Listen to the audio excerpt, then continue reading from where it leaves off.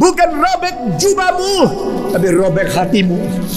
Mata dia terbuka, tapi Tuhan tutup kesempatan bagi mata yang terbuka. Kalau berarti sudah dihakimi oleh Tuhan dan tidak mungkin dinaikkan banding lagi, berarti nasibmu akan tetap untuk selama-lamanya.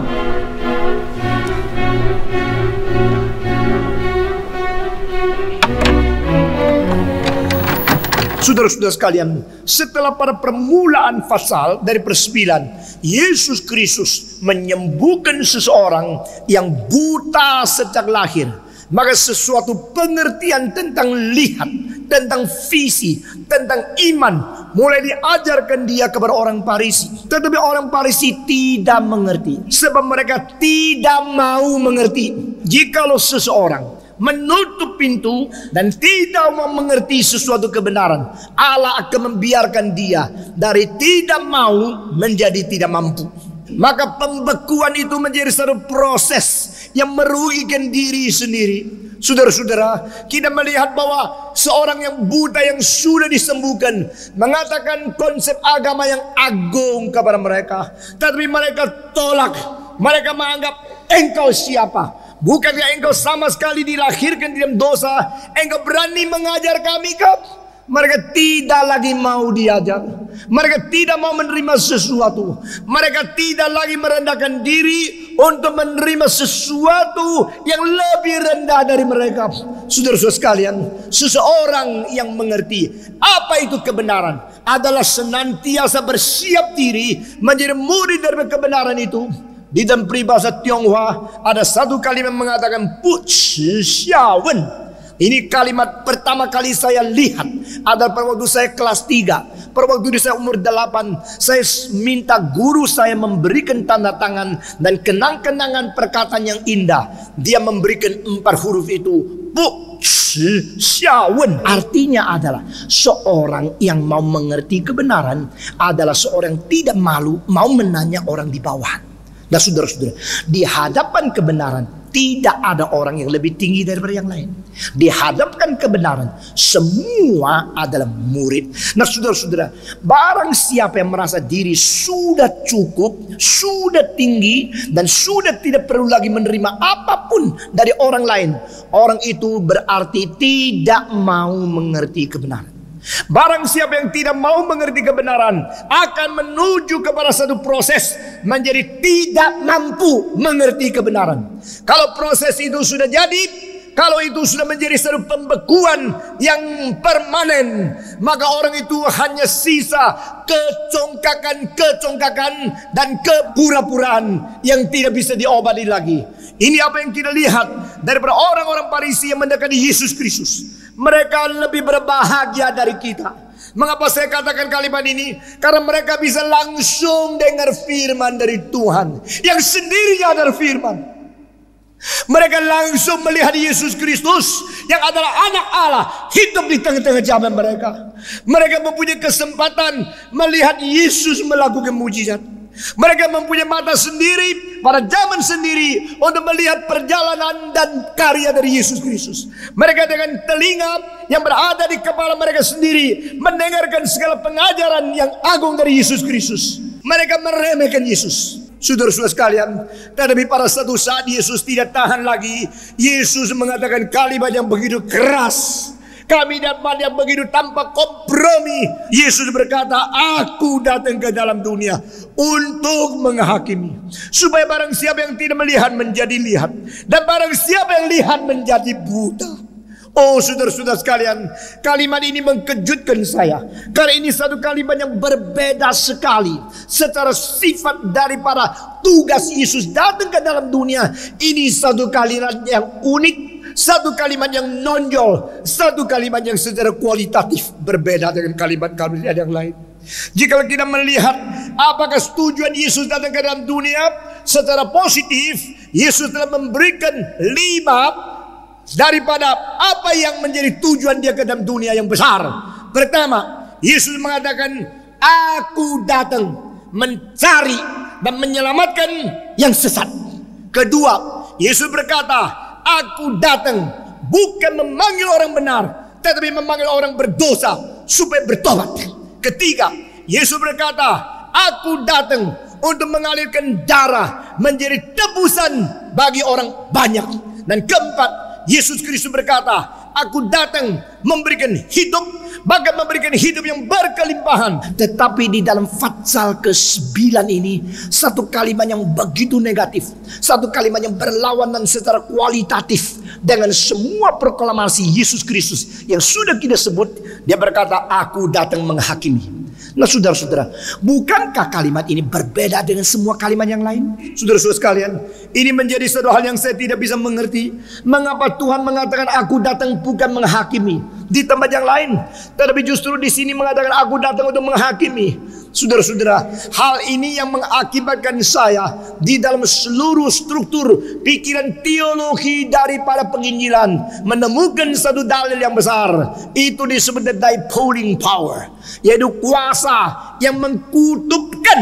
Nah saudara-saudara, jika engkau mempunyai satu sembrani atau engkau mempunyai satu magnet, dengan sendirinya engkau datang kepada satu tempat yang ada besi yang kecil langsung tertarik kepada magnet itu. Tapi jangan lupa, magnet itu mempunyai dua pole atau dua kutub, sehingga di mana dia bergerak kadang-kadang menolak, sehingga karena sesuatu lapangan magnet itu terjadi, sehingga di dalam lapangan itu tidak bisa menarik kepada dia, bahkan menolak.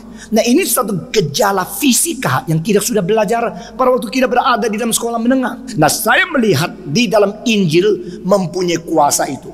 Saudara-saudara, jangan kira kalau kita mengabarkan Injil pasti semua datang, yang mendengar semua bertobat, yang datang semua beriman, dan yang datang semua menjadi orang Kristen yang menerima Yesus Kristus. Tidak. Justru Injil mempunyai satu kuasa yang memisahkan umat manusia. Saudara-saudara, ini salah satu aspek daripada teologi reform yang harus kita mengerti dengan sungguh-sungguh. Karena Tuhan itu maha adil, karena Tuhan itu maha suci, dan karena Tuhan itu maha kuasa, sehingga kuasa Tuhan bukan untuk dipermainkan manusia. Kesucian Tuhan bukan untuk dimanipulasi manusia. Keadilan Tuhan bukan untuk dipermainkan manusia. Saudara-saudara sekalian, Allah berada di mana? Di sana dia akan menarik sebagian kepada dia, dan di sana dia akan menolak mereka yang berani melawan dia, sehingga tidak lagi memberikan kesempatan bagi mereka bertobat. Biasanya kita lebih suka mendengar kalau Yesus penuh dengan cinta kasih. Biasanya kita lebih suka hanya mengerti kalau Yesus penuh dengan kelembutan. Tidak apa-apa kok, dia penuh dengan cinta kasih. Karena dia penuh dengan cinta kasih, berbuat dosa juga tidak apa-apa, asalnya sudah selesai dosa, minggu jangan lupa ke gereja. Tapi saya berkata kepada saudara, jangan bermain-main. Jangan kira engkau dengan satu doa syafaat selesai, semua dosamu selesai. Jikalau engkau tidak sungguh-sungguh menangisi dosamu, jikalau engkau tidak sungguh-sungguh rela memutuskan diri dari segala kejahatan, maka engkau akan dijadikan buta. Karena Tuhan tidak bermain-main. Saudara-saudara, mengapa engkau baca buku porno matamu gede? Mengapa baca Alkitab matamu sipit? Di manakah celiknya matamu? Bukankah engkau sudah buta? Engkau tidak pernah mempunyai mata yang sewajarnya, mempunyai pandangan yang normal. Yesus Kristus mengatakan, aku datang menghakimi dunia ini. Ini satu kalimat yang sangat menakutkan saya.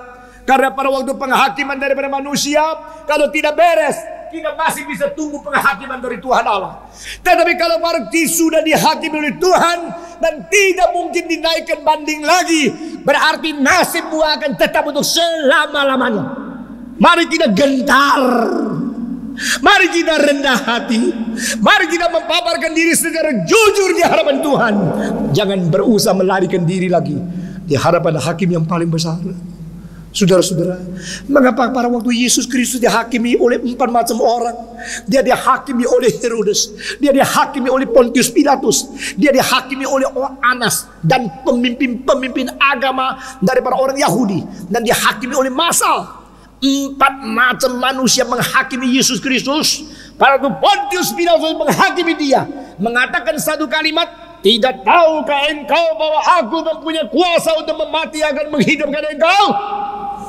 Salah satu kalimat yang paling kurang ajar. yang mungkin keluar dari mulut manusia kepada Allah penciptanya adalah kalimat itu. Yesus yang dihakimi yang tidak pernah jawab apa-apa. Yesus yang pada waktu dihakimi dia tinggal diam. Sekarang dia tidak lagi tinggal diam. Dia langsung menjawab.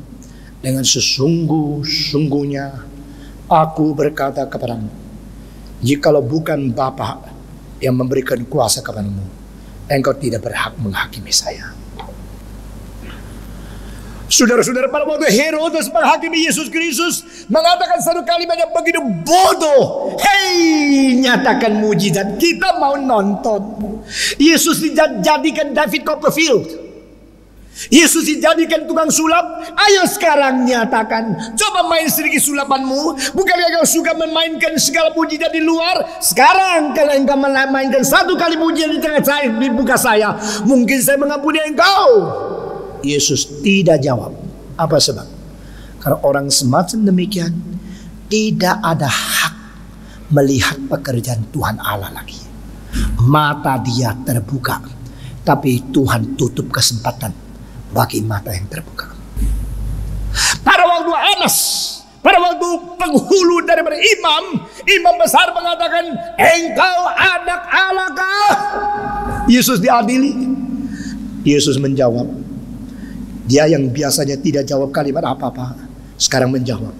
Karena jika Yesus pada saat itu tidak menjawab, berarti dia tidak mengaku dia anak Allah. Kekristenan tidak berfondasi. Sehingga dia mau tidak mau harus menjawab seperti kata Tuhan. Tetapi aku berkata kepadamu, engkau akan melihat anak manusia kembali untuk mengadili seluruh dunia. Pada waktu mereka mendengar Yesus mengatakan, aku adalah anak Allah, seperti kata Tuhan, langsung mereka merobekkan jubah mereka. Mereka merobekkan baju mereka. Apa artinya? Sudahlah, engkau kan sudah dengar kalimat dari mulut dia sendiri. Dia sendiri mengatakan dia anak Allah. Pokoknya ini orang terlalu kurang ajar. Orang ini berani menghujat Allah, mengatakan dia anak Allah. Kesedihan itu dinyatakan dengan merobek-royakkan jubahnya. Tetapi mereka lupa satu kalimat dari Nabi Yoel. Beberapa ratus tahun sebelum Kristus lahir, Tuhan mengirim seorang nabi berkata, pertobatan seperti itu tidak berguna. Rent your heart, but not rent your garments. Koyak, bukan koyak bajumu, bukan robek jubahmu, tapi robek hatimu. Saudara-saudara, maafkan saya mengatakan satu kalimat. Di dalam sesuatu tradisi reformasi, sesuatu tradisi dari teologi reform, setiap hari Minggu ada pengampunan dosa yang diucapkan daripada mimbar. Tapi saya merasa ini lambat laun telah menjadi suatu hal yang rutin. Kita mengaku dosa dengan tidak sungguh-sungguh, hanya rutin, dengan kalimat-kalimat yang sudah bisa hafal, minta pengampunan Tuhan, lalu kita pergi menerjunkan diri dalam dosa lagi, berbuat dosa lagi, minta ampun lagi, berdosa lagi, minta ampun lagi. Kita terus-menerus menambah dosa kita dari harapan Tuhan Allah. Saudara-saudara, sekali lagi saya minta ingat kalimat yang dikatakan oleh Yoel ini. Koyaklah hatimu, bukan koyak jubahmu. Robekkanlah jiwamu, robekkanlah hatimu. Hati yang hancur, hati yang sungguh-sungguh sedih karena perbuatan dosa yang sudah dilakukan, itu orang akan diampuni oleh Tuhan. Tapi orang yang hanya mengaku dosa secara mulut, secara rutin saja, orang itu makin membahayakan diri di dalam hidup yang tidak beres.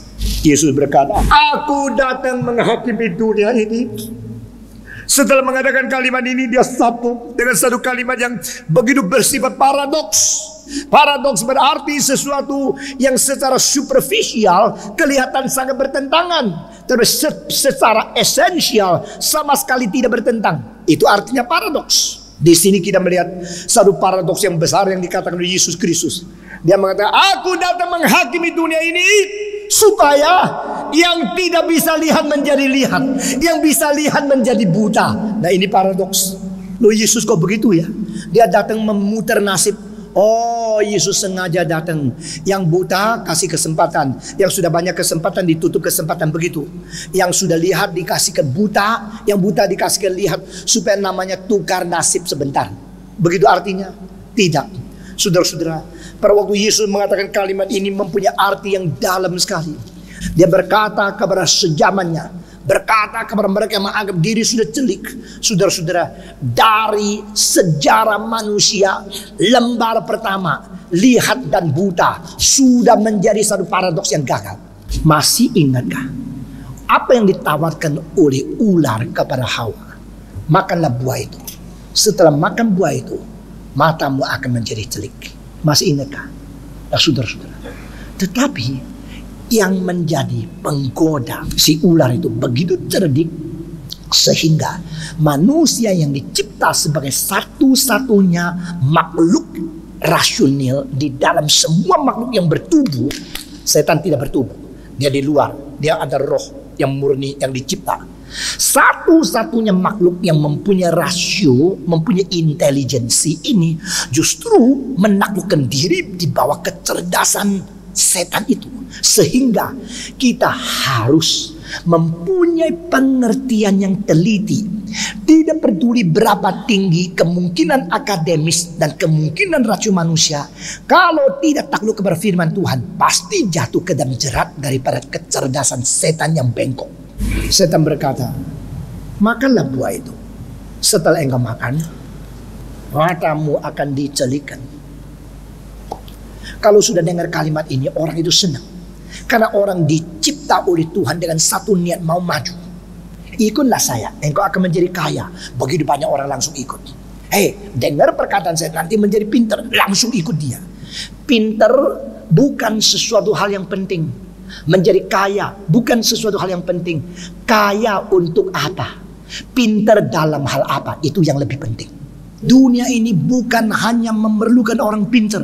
Dunia lebih memerlukan orang yang jiwanya agung, melebihi daripada kepintaran itu. Nah, di sini yang tidak diketahui dan tidak diberikan oleh ular. Ular berkata kepada Hawa, ular berkata kepada Adam, makanlah. Setelah makan matamu akan menjadi celik. Tapi Adam dan Hawa langsung terima kalimat itu dengan senang luar biasa. Lupa tanya, menjadi celik untuk apa? Saudara-saudara, jikalau sesuatu promise yang hanya 50% memberitahu kepada engkau tentang keuntungannya, tapi tidak memberikan satu total picture atau pengertian global daripada Christian mentality, maka engkau akan jatuh di dalam satu hal yang luar biasa bahayanya. Saya melihat salah satu macam orang yang paling kasihan di dunia adalah orang yang kaya tapi hidupnya tidak ada tujuan. Maafkan kalau engkau kaya dan tidak ada tujuan. Engkau harus dengar dan putar kembali kaset ini berkali-kali. Demi nama Yesus Kristus, bertobatlah. Lalu Tuhan memberikan hidup yang berarti kepada engkau. Saudara-saudara, engkau kaya, buta. Engkau mata besar, buta. Yesus berkata, aku datang ke dalam dunia, aku akan mencelikkan orang yang matanya buta menjadi lihat, dan orang yang lihat menjadi buta. Saudara-saudara, mari kita kembali kepada pasal pertama daripada sejarah manusia. Mari kita kembali kepada action atau tindakan pertama setelah manusia tidak taat kepada Tuhan. Waktu Adam dan Hawa berbuat dosa, mereka justru dicelikkan mata, tapi sebenarnya dibutakan. Setan mencelikan, sesungguhnya membutakan. Yesus membutakan, sesungguhnya mencelikan. Di sini paradoks. Setiap kali setan seolah-olah memberikan keuntungan kepada kita, padahal kita rugi. Seolah-olah Kristus memberikan kerugian kepada kita, tetapi sesungguhnya untung. Seolah-olah kita harus mati dengan Kristus, tapi akibatnya adalah bangkit. Seolah-olah kita hidup yang dosa dengan bebas dengan setan, tapi sesungguhnya itu adalah ikatan dan itu adalah mati, bukan hidup. Ini paradoks. Ini paradoks yang tidak bisa diukur dari luar. Kalau diukur dari luar semua salah. Menjadi orang Kristen salah, capek. Menjadi orang Kristen terikat. Menjadi orang Kristen tidak bebas. Menjadi orang Kristen banyak kehilangan keuntungan di dalam dunia. Tapi saudara-saudara, justru di situ Tuhan memelihara hal-hal yang lebih penting daripada apa yang disebut keuntungan dunia bagi engkau di dalam kekekalan. Yesus Kristus berkata, aku datang mencelikkan mata orang yang buta, dan aku datang membutakan orang yang matanya celik. Mari kita melihat lagi satu kasus yang lain. Pada waktu Paulus menuju kepada Damaskus, di tengah-tengah jalan Tuhan bercahaya kepada dia, dan Paulus jatuh terpelanting. Sesudah itu dia bangun tidak tahu arah, dia dibutakan oleh Tuhan. Waktu dia dibutakan oleh Tuhan. Hari itu Paulus buta secara badan. Tapi hari itu Paulus dicelikan secara rohani. Inilah perubahan seseorang. Yesus Kristus berkata, aku datang menghakimi dunia ini, dan aku datang mencelikan mata mereka yang buta, tetapi aku membutakan mereka yang celik. Cilakalah jika engkau merasa diri cukup pintar, cilakalah jika engkau merasa diri cukup kaya, engkau cukup pangkat, cukup kuasa, sehingga engkau tidak perlu Tuhan, atau engkau tidak mau mengerti tentang Yesus Kristus. Barang siapa yang sengaja tidak mau mengerti, akan diberikan Tuhan sesuatu proses menuju kepada tidak mampu mengerti. Tadinya engkau boleh mengerti, ada kemungkinan mengerti engkau tidak mau. Karena engkau tidak mau, Tuhan membiarkan engkau membeku, akhirnya menjadi tidak mampu mengerti. Karena engkau telah mentertawakan Kristus, sehingga engkau menghina dia, akhirnya engkau menjual diri. Satu kali saya berada di kota Cebu di Filipina. Seorang tua yang pernah menjadi dosen daripada bahasa Mandarin, yang sudah tua dan hebat sekali, menganggap diri terlalu pintar. Dia menanya satu pertanyaan dengan istilah yang kurang ajar betul. Sangdi ceketung si tau di semua. Tuhan ini sebenarnya benda apa sih? Kurang ajar ya. Waktu dia menanya dengan pertanyaan seperti begini, saya tidak tahu dia siapa. Saya langsung mengatakan, orang ini tidak berhak menerima jawaban saya. Saya taruh di belakang. Mereka hebat, karena mereka tahu yang tanya itu dia. Di hadapan Allah, saya tidak peduli kamu profesor atau siapa. Di hadapan Tuhan Allah, saya tidak mempunyai sesuatu tanggung jawab untuk menyenangkan engkau yang kaya, atau engkau yang hormat, atau engkau yang mempunyai kedudukan tinggi. Tapi sebagai hamba Tuhan, Allah lebih tinggi daripada engkau. Hari kedua dia tulis surat 4 lembar, maki-maki, terlalu sombong. Sesudah maki-maki selesai, saya tidak mau baca di atas umum karena itu akan menyita waktu banyak.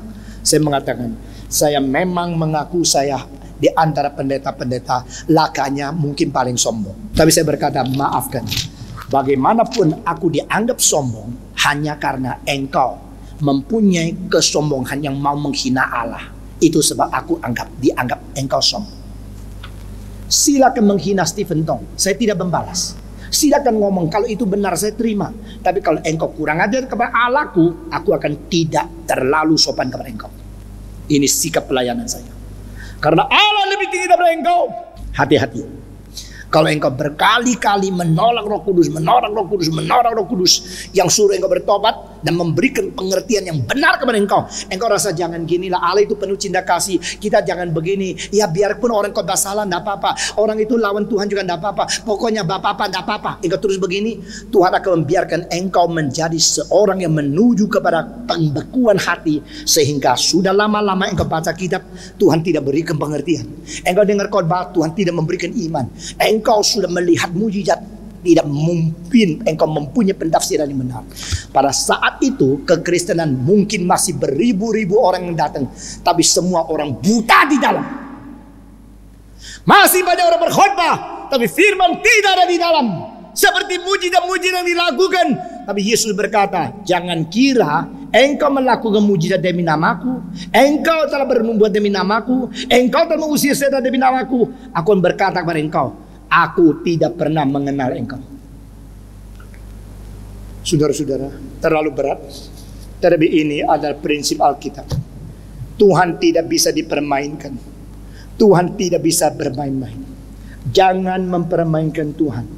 Yesus berkata kepada mereka, aku datang membutakan yang celik dan mencelikkan yang buta. Setelah orang Farisi mendengar kalimat itu, mereka heran. Apakah itu berarti bahwa kami juga buta? Oh, ini istilah juga penting sekali.